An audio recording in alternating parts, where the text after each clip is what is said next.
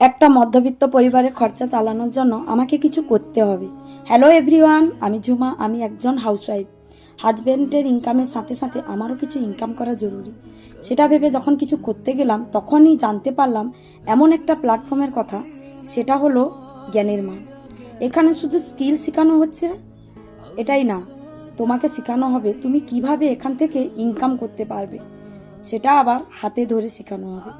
হ্যাঁ, প্রথমে আমিও একটু অবাক হয়ে গেছিলাম, এটা অনলাইন প্ল্যাটফর্ম, আদৌ কি সত্যি হবে?